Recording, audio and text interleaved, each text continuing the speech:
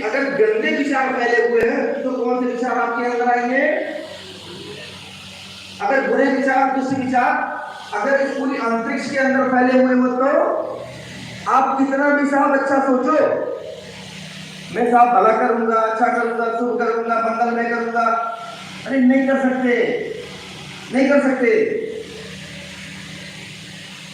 क्यों? दुर्योधन के पास में भगवान गए तो भगवान श्री कृष्ण स्वयं गए और दुर्योधन से कहा ऐसा है ये तेरे ही चाचा ताऊ के बच्चे हैं, एक तरह से देखें तो आधे राज की इनका हक होता है, तो आप इनको आधा राज न दे करके 5 गांव दे दो, इन्हें आप 5 गांव दे दो और इनका क्या होगा, 5 गांव में सुखी रहेंगे, बाकी पूरी दुनिया पे आप राज करो। तो दुर्योधन कहता क्या है कि सुचक्रम न देशामि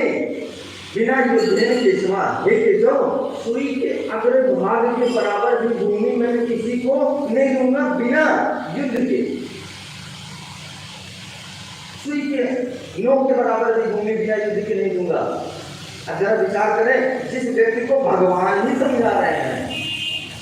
इंसान समझावे तो छोड़ो, इंसान की कोई इंसान नाम आगे कोई बात नहीं, ये भगवान समझा रहे हैं, वो मारने के लिए जाती है तो पूछा भगवान ने, दुर्योधन की बात बता, मुझे समझ में नहीं आई, तुम दोनों दुर्योधन 5 पांडव एक ही गुरुकुल में पढ़े लिखे, एक ही गुरु ने, एक ही आचार्य ने आप लोगों को शिक्षा दीक्षा ज्ञान ध्यान सारी चीजें सिखाई, लेकिन तो युधिष्ठिर धर्मराज कहलाता है, वो सारी धर्म की बातें करता है और तुम अधर्म की बातें करते हो, ऐसा क्यों? तो दुर्योधन ने भाइयों जो जवाब दिया वो बड़ा सुंदर जवाब दिया, ध्यान से सुनना। क्या कहता है कि जानामि धर्मम नक्ष में प्रवृत्ति, केशव मैं धर्म को जानता हूं कि धर्म क्या है, जानामि धर्मम नक्ष में प्रवृत्ति, फिर क्या कहता है जानामि अधर्मम, मैं अधर्म को भी जानता हूं, फिर नक्ष में निवृत्ति, मैं उससे निवृत्त नहीं हो पाता हूं। जल्दी बैठो आप, माता जी जल्दी बैठो, जल्दी बैठो। क्या कहता है दुर्योधन कि जानामि धर्मम, हे केशव मैं धर्म को भली भांति जानता हूं, जानामि धर्मम नक्ष में प्रवृत्ति, पर मेरी प्रवृत्ति में नहीं है, और जानामि अधर्मम मैं अधर्म को जानता हूँ, नक्ष में निवृत्ति मैं उससे निवृत्त नहीं हो पाता हूँ। तो पूछा क्यों? तो क्या कहते हैं कि केनोपि देवेन हृदय स्थितेन, हे केशव ऐसा लगता है कि कोई हृदय में आकर के बैठ गया है, केनोपि देवेन हृदय स्थितेन यथा तुमकी तथा विकरोमि, हे केशव वो जिधर नियुक्त कर देता है मुझे, मैं वही करने के लिए विवश हो जाता हूँ। ऐसा लग रहा है कि हृदय में आकर के कोई बैठ गया है और वो जिधर मुझे नियुक्त कर देता है वही करने के लिए विवश हो जाता हूँ।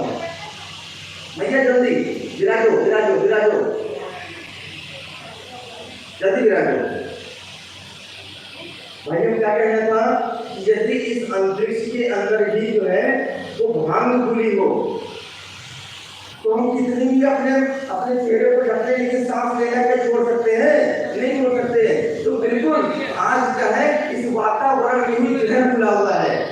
इस वातावरण के अंदर ही जहर खुला हुआ है, और हम कितना भी चाहें तो भाइयों विचार को अंतरिक्ष से आएंगे और अंतरिक्ष की शुद्धि करने के लिए हमारे पास अभी कोई जो है इंस्ट्रूमेंट ऐसा भारत सरकार ने नहीं तैयार किया,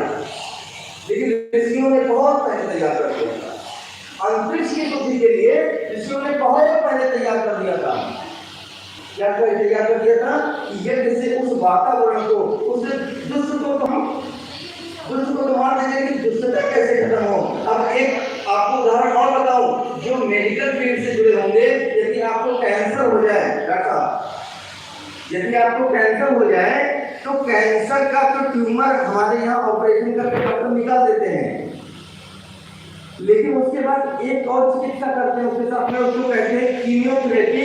और रेडियोथेरेपी। उसमें क्या करते हैं कि यदि उस जीवाणु के, उस विषाणु के, उस बैक्टीरिया के एक भी कण हमारे सेल्स के अंदर कहीं छिपके रह गए तो आज तो ट्यूमर यहाँ है, कल का ट्यूमर यहाँ हो जाएगा। अगर उसके बैक्टीरिया, उसके विषाणु, उसके तक अगर हमारे शरीर के अंदर कहीं रह गए तो उसे क्या कहते थे, उसे रेडियोथेरेपी कहते थे।